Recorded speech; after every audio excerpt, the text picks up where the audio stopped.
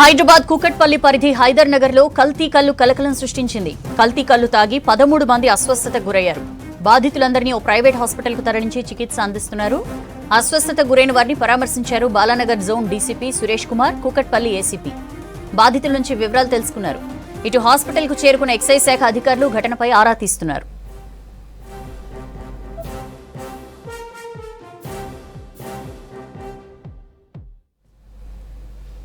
హైదరాబాద్ కూకట్పల్లి పరిధి హైదర్ నగర్ లో కల్తీ కల్లు కలకలం సృష్టించింది. కల్తీ కల్లు తాగి 13 మంది అస్వస్థతకు గురయ్యారు.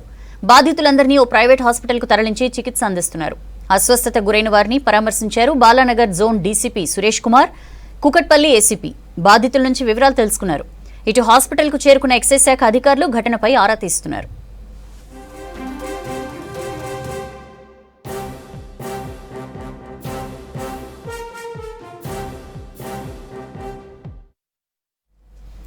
సీఎం రేవంత్ ఢిల్లీ పర్యటన ముగిసింది. కేంద్ర మంత్రులతో వరుసగా భేటీ అయ్యారు రేవంత్ రెడ్డి. నడ్డాను కలిసిన ముఖ్యమంత్రి రాష్ట్రానికి డిమాండ్కు తగ్గ ఎరువులు సరఫరా చేయాలని విజ్ఞప్తి చేశారు.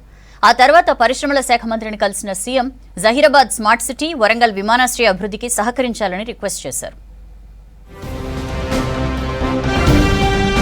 ఢిల్లీలో రెండో రోజు సీఎం రేవంత్ రెడ్డి బిజీగా పర్యటించారు. కేంద్ర మంత్రులతో వరుసగా భేటీ అయ్యారు సీఎం. తొలుత కేంద్ర ఎరువులు, రసాయనాల శాఖ మంత్రి జేపీ నడ్డాతో భేటీ అయిన రేవంత్ రెడ్డి రాష్ట్ర అవసరాలకు కేటాయించిన యూరియాను సకాలంలో సరఫరా చేయాలని విజ్ఞప్తి చేశారు. వానాకాలం సీజన్కు సంబంధించి ఏప్రిల్, జూన్ నెలల మధ్య 5 లక్షల మెట్రిక్ టన్నులకు గాను కేవలం 3,07,000 మెట్రిక్ టన్నులు మాత్రమే సరఫరా చేశారని కేంద్ర మంత్రి దృష్టికి తీసుకువెళ్లారు సీఎం. రాష్ట్రంలో ప్రాజెక్టులకు నీరు రావడం, సాగు పనులు జోరుగా సాగుతున్నందున యూరియా సరఫరాలో ఆటంకాలు తలెత్తకుండా చూడాలని కోరారు. జూలై నెలకు సంబంధించి 63 మెట్రిక్ టన్నులు దేశీయంగా ఉత్పత్తి అయిన యూరియా, 97 మెట్రిక్ టన్నులు విదేశాల నుంచి దిగుమతి చేసుకున్న యూరియా రాష్ట్రానికి సరఫరా చేయాల్సి ఉండగా ఇప్పటి వరకు కేవలం 29,000 మెట్రిక్ టన్నుల యూరియా మాత్రమే సరఫరా చేశారని కేంద్ర మంత్రికి తెలిపారు. దేశీయంగా ఉత్పత్తి అవుతున్న యూరియా కోటాను తెలంగాణకు పెంచాలని కోరారు సీఎం.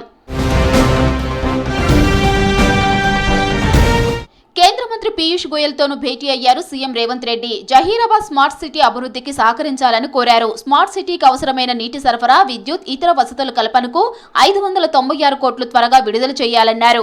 వరంగల్ విమానాశ్రయానికి ఆర్థిక సాయం చేయాలని విజ్ఞప్తి చేశారు. హైదరాబాద్, విజయవాడ పారిశ్రామిక కారిడార్ ఫిజిబిలిటీని అధ్యయనం చేస్తున్నట్లు కేంద్ర మంత్రి దృష్టికి తీసుకువెళ్లారు సీఎం. హైదరాబాద్, బెంగళూరు పారిశ్రామిక కారిడార్ ను ఏరో డిఫెన్స్ కారిడార్ గా మంజూరు చేయాలని కేంద్ర మంత్రిని కోరారు.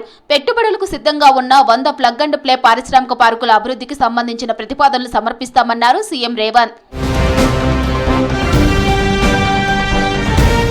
మాజీ ప్రధాని చంద్రశేఖర్ వర్ధంతి సందర్భంగా ఢిల్లీలో ఆయన చిత్రపటానికి పూలమాలలు వేసి నివాళులర్పించారు సీఎం. ఈ సందర్భంగా చంద్రశేఖర్ సేవలను గుర్తు చేసుకున్నారు. నెహ్రూ, ఇందిరా ప్రధానులుగా ఉన్నప్పుడు పలు విధాన నిర్ణయాల్లో ప్రభుత్వానికి అండగా నిలిచారని సీఎం గుర్తు చేశారు. కార్యక్రమంలో ఎంపీలు మల్లు, చామల, ప్రభుత్వ క్రీడా సలహాదారు జితేందర్ రెడ్డి పాల్గొన్నారు. వైద్య ఆరోగ్య శాఖలో భారీగా ఉద్యోగ నియామకాలు, సీనియర్లకు పదోన్నతులు కల్పిస్తూ ఉత్తర్వులు జారీ చేసింది సర్కార్. అన్ని మెడికల్ కాలేజీలు, టీచింగ్ హాస్పిటళ్లకు రెగ్యులర్ పద్ధతిలో పాలనాధికారులు నియమిస్తూ జీవో రిలీజ్ చేసింది. 44 మంది సీనియర్ ప్రొఫెసర్లకు అడిషనల్ మెడికల్ ఎడ్యుకేషన్ డైరెక్టర్లుగా ప్రమోషన్లు కల్పించింది. వారందరినీ ప్రభుత్వ మెడికల్ కాలేజీల ప్రిన్సిపల్స్ గా, టీచింగ్ హాస్పిటల్కు సూపరింటెండెంట్లుగా నియమించింది. మరోవైపు ఇప్పటికే 607 అసిస్టెంట్ ప్రొఫెసర్ పోస్టులను నేరుగా భర్తీ చేసేందుకు medical and health services recruitment board ఇప్పటికే నోటిఫికేషన్ విడుదల చేసింది. ఇవి కాక సుమారు మరో 714 పోస్టుల భర్తీకి ఆర్థిక శాఖ ఆమోదం తెలిపింది. ఈ పోస్టులను కూడా త్వరలోనే భర్తీ చేయనున్నారు అధికారులు. రాష్ట్ర అభివృద్ధిని చూసి ఓర్వలేకనే బీఆర్ఎస్ విమర్శలు చేస్తోందని ఆరోపించారు మంత్రులు. ప్రెస్ క్లబ్లు ఎందుకు, దమ్ముంటే అసెంబ్లీలో చర్చకు రావాలని కేటీఆర్ కు సవాల్ విసిరారు. కాంగ్రెస్ ను విమర్శించే ముందు కేటీఆర్ ఇంట్లో గొడవల్ని పరిష్కరించుకోవాలని సూచించారు. బీఆర్ఎస్ అహంకారానికి స్థానిక సంస్థల ఎన్నికల్లో ప్రజలు బుద్ధి చెప్తారన్నారు మంత్రులు.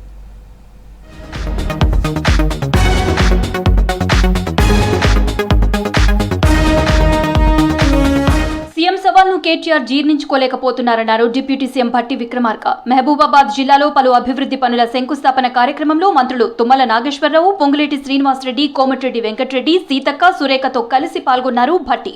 బీఆర్ఎస్ నేతల అహంకారానికి రాబోయే స్థానిక ఎన్నికల్లో ప్రజలు బుద్ధి చెప్తారన్నారు రాష్ట్ర మంత్రులు. అప్పుల రాష్ట్రాన్ని అభివృద్ధి పదంలో నడిపించేందుకు కృషి చేస్తున్నట్లు తెలిపారు. ఏదైనా చర్చించాలనుకుంటే అసెంబ్లీలో మాట్లాడాలన్నారు మంత్రులు. 10 సంవత్సరాలు పరిపాలించిన వాళ్ళకి మైండ్ బ్లాక్ అయిపోయి పిచ్చి కుక్కల నోటికి ఏ పదాలు వస్తే ఆ పదాలు వాడుతూ సంస్కారం లేకుండా సంస్కారహీనంగా ప్రేమని వల్లమాలిన ప్రేమని ఒలకబోస్తూ మేము పేదోళ్ల కోసమే ఉన్నామని మళ్ళీ చెప్పాలని ప్రయత్నిస్తూ ప్రజల మధ్య కాలు కాలిన పిల్లిలా తిరుగుతూ గత ప్రభుత్వం నిర్లక్ష్యంతో రైతులు ఇబ్బందులు పడ్డారన్నారు మంత్రి జూపల్లి కృష్ణారావు. నాగర్ కర్నూలు జిల్లా మహాత్మా గాంధీ కల్వకుర్తి ఎత్తిపోతల పథకాన్ని పరిశీలించారు మంత్రి. లిఫ్ట్ మోటార్లు ఆన్ చేసి నీటిని విడుదల చేశారు. ప్రజా ప్రభుత్వంలో రైతులకు అన్ని విధాలుగా న్యాయం చేకూరుతోందన్నారు మంత్రి జూపల్లి. ఈరోజు నడుస్తున్నది 3 మోటార్లు, మిగతా 2 మోటార్లు కాలిపోయి 6 సంవత్సరాలు, 5 సంవత్సరాలు, 4-5 సంవత్సరాల పైన వస్తాం. 2 అంటే ఉన్న 5 మోటార్లు 2 మోటార్లు కాలిపోయి సుమారుగా 4 సంవత్సరాలు అవుతాం. ఇలా గొప్ప మాటలు చెప్పేటువంటి హరీష్ రావు అయినా ఇంకోరైనా కేసీఆర్ అయినా ప్రభుత్వం కలవకుర్తి దాని గురించి ఇంకో దాని గురించి నీటి కోసం ప్రభుత్వం చేస్తున్న కింద తప్పుడు ప్రచారం చేస్తాం. అసెంబ్లీలో బనకచెర్లపై చర్చకు కేటీఆర్ సిద్ధమా అని ప్రశ్నించారు మంత్రి Ponnam Prabhakar. BRS press club కి వెళ్లి రాజకీయం చేస్తోందని చెప్పారు. కేటీఆర్ ఇంట్లో పంచాయతీని డైవర్ట్ చేయడానికే ఇలాంటి రాజకీయ డ్రామాలు ఆడుతున్నారన్నారు పొన్నం. ముందు కేటీఆర్ ఇంట్లో పంచాయతీ తేల్చుకోవాలన్నారు. కట్టుదిట్టమైన భద్రత మధ్య అసెంబ్లీలో చర్చ అంటే కేటీఆర్ కి భయం ఎందుకన్నారు పొన్నం ప్రభాకర్. తెలంగాణ కోసం కొట్లాడిందే నీళ్లు నిధులు నియామకాల కోసం. తప్పకుండా వాటికి సంబంధించి న్యాయం జరిగే విధంగా మనం అందరం కూడా మాట్లాడుకుందాం. తెలంగాణ ప్రయోజనాల లక్ష్యంగా మనం అందరం కూడా కలిసి కేంద్రం మీద ఒత్తిడి తేవడానికి మన అసెంబ్లీ వేదికను ఉపయోగించుకుందాం. ఆ విధమైనటువంటి కార్యాచరణ తీసుకోవడానికి రమ్మని కోరుతాను. ఆదివాసీ మహిళ అని చూడకుండా కేటీఆర్ తనను టార్గెట్ చేస్తున్నారని ఆరోపించారు మంత్రి సీతక్క. సొంత చెల్లెలు కవితే కేటీఆర్ అహంకారాన్ని చూసి మట్టిపోస్తోందన్నారు. పక్క నియోజకవర్గం నేతలను తీసుకువచ్చి రోడ్లపై ధర్నాలు చేసినంత మాత్రాన అబద్ధాలు నిజం కావన్నారు. తాము తప్పు చేసినట్లు ఆధారాలుంటే అసెంబ్లీలో చర్చకు రావాలని సవాల్ చేశారు మంత్రి సీతక్క. ఆదివాసీ బిడ్డనే ఉందయ్యా, మీకంటే ఎక్కువ తెలిసిన బిడ్డలం మేము మా జాతుల గురించి. కాబట్టి అసత్యాలు ప్రచారం చేయకండి. అందుకోసము ఎంతసేపు సీతక్కని అసలు టార్గెట్ చేస్తే ఏమవుతుంది? మా పనిని విమర్శించండి. మేము ఏదో తప్పు చేసినామో వివరించండి. ఏదో పబ్లిక్లోకి రాండి. రోడ్డుకు వచ్చినట్టు చేస్తానన్నా అరెస్ట్ చేస్తారు, దాన్ని హైలైట్ చేసుకోవాలా? ఇంతే తప్ప ఇంకోటి ఏమన్నా ఉన్నదా? సెక్రటేరియట్లో కార్మిక పరిశ్రమల శాఖ మంత్రి వివేక్ వెంకటస్వామిని కలిశారు జర్మనీ ప్రభుత్వ ప్రతినిధులు. తెలంగాణ నర్సులకు జర్మనీలో ఉపాధి కల్పించడంపై రూపొందించిన ట్రిపుల్ విన్ ప్రాజెక్టుపై ప్రతినిధులు చర్చించారు. నర్సులతో పాటు ఐటీఐ విద్యార్థులకు జర్మనీలో ఉపాధి అవకాశాలు కల్పించాలని జర్మనీ ప్రతినిధులకు సూచించారు మంత్రి వివేక్. ఇక ట్రిపుల్ విన్ ప్రాజెక్టులో భాగంగా నర్సులకు జర్మనీలో ఉద్యోగాల కల్పన ప్రక్రియ రేపటి నుంచి మొదలు కానుంది. రేపటి నుంచి ఈ నెల 17 వరకు బేగంపేటలో నర్సులకు ఇంటర్వ్యూలు నిర్వహించనున్నారు. దీనిపై ఇప్పటికే జర్మనీ బృందం తార్నాకలోని టీజీఆర్టీసీ నర్సింగ్ కాలేజీలో విద్యార్థులతో సమావేశమైంది.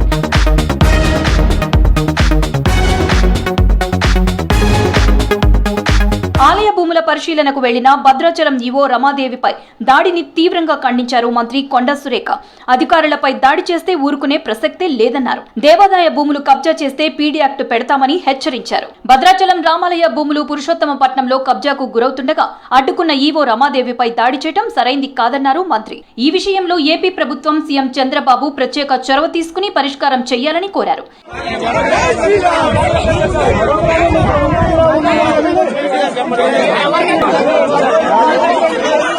కేంద్ర ప్రభుత్వం ప్రకటించిన 2025 జాతీయ చేనేత పురస్కారానికి ఎంపికైన చేనేత కార్మికులకు అభినందనలు తెలిపారు మంత్రి తుమ్మల నాగేశ్వరరావు. దేశవ్యాప్తంగా 19 మంది చేనేత కార్మికులు ఎంపిక కాగా అందులో 2 తెలంగాణకు చెందినవారు కావడం గర్వించదగ్గ విషయమన్నారు. యాదాద్రి జిల్లా సంస్థాన్ నారాయణపురం మండలం పుట్టపాక గ్రామానికి చెందిన గజం నర్మదకు చేనేత వస్త్రాల మార్కెటింగ్ విభాగంలో 8 కోట్ల టర్నోవర్ సాధించినట్లు తెలిపారు. సహజ సిద్ధ రంగులతో ఐజీ ట్యాగ్ పొందిన తెల్యా రుమాల్ డిజైన్ తో పట్టుచీర నేసిన గూడ పవన్ జాతీయ చేనేత పురస్కారం దక్కించుకోవడం గర్వకారణమన్నారు మంత్రి తుమ్మల.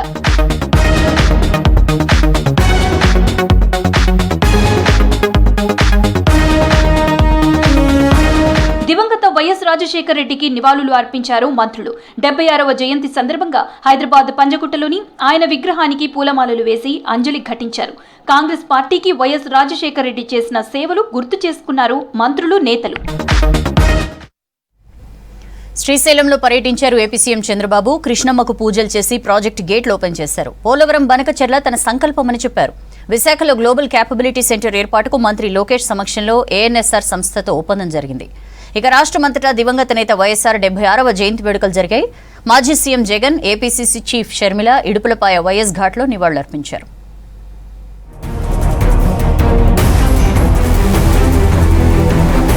సముద్రంలో కలిసే నీటిని 2 రాష్ట్రాలు వాడుకుంటే రైతాంగానికి మేలన్నారు ఏపీ సీఎం చంద్రబాబు. పోలవరం బనకచెర్ల తన సంకల్పమని చెప్పారు. రాయలసీమకు నీళ్లు వస్తున్నాయంటే పోలవరం వల్లేనని చెప్పారు. గోదావరిలో ఏటా 2000 టీఎంసీల నీళ్లు సముద్రంలోకి పోతున్నాయని, వాటిని 2 రాష్ట్రాలు వాడుకుంటే తప్పేంటని ప్రశ్నించారు.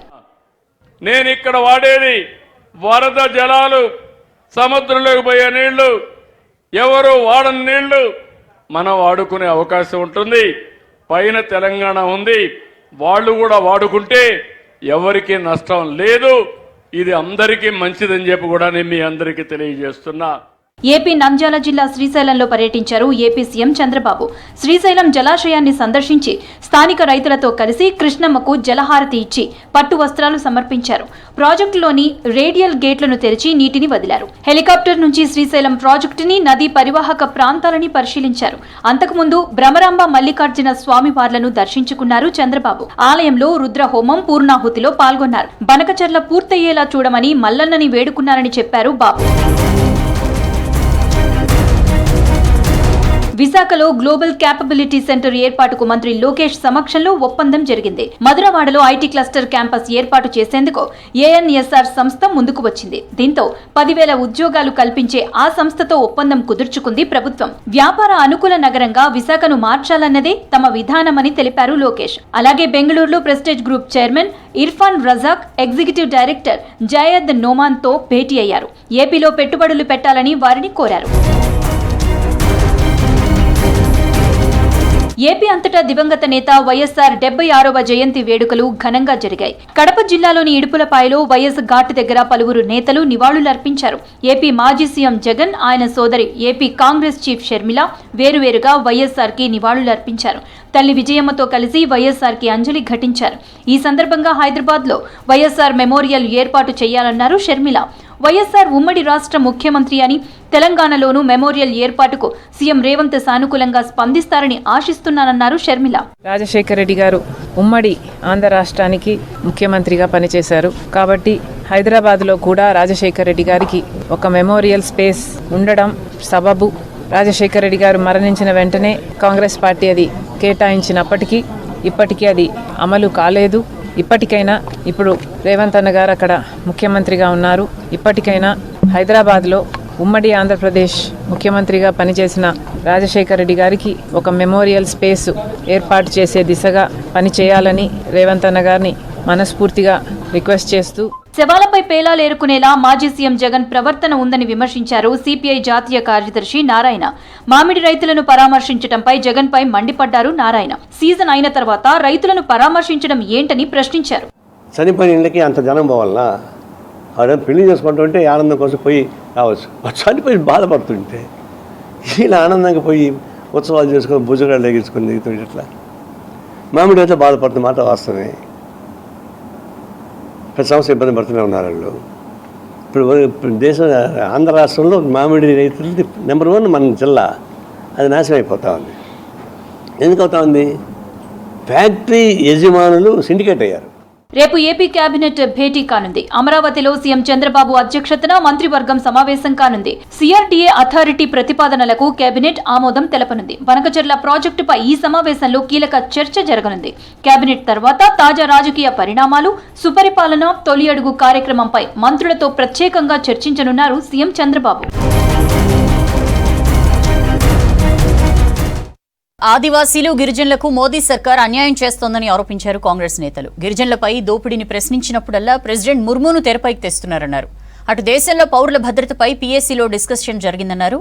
ఓటర్ లిస్టుపై కొత్త చట్టాలు సరికాదన్నారు కూటమి నేతలు. దేశంలోని భాషలపై కేంద్రం అనవసర రాద్ధాంతం చేస్తోందని విమర్శించారు.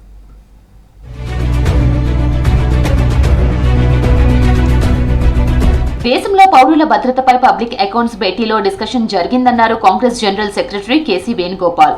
కుంభమేళా టైంలో భారీగా పెరిగిన ఫ్లైట్ ఛార్జీలపై చర్చించామన్నారు. ఫ్లైట్ ఛార్జీలపైన స్పష్టమైన నిబంధనలు ఉండాలని పీఏసీ కమిటీ డీజీసీఏకు స్పష్టం చేసిందన్నారు KC Venugopal. Certainly, they are all very much worried about their safety issues. Members of very much ask the questions on safety matters. Fare increase also we discussing. They are discussing. Because we discuss about the Pahalgam incident after post Pahalgam, post Kumbh, during the Kumbh, all these issues we raised. We asked the committee asked them to have a clear-cut regulation on these things. Fair play is happening on the fair issues. Modi సర్కార్ గిరిజనులు ఆదివాసీలకు తీవ్ర అన్యాయం చేస్తోందని ఆరోపించారు కాంగ్రెస్ నేత పవన్ ఖేరా. గిరిజనులపై దోపిడీని ప్రశ్నించినప్పుడల్లా president ముర్మును తెరపైకి తెస్తున్నారని విమర్శించారు.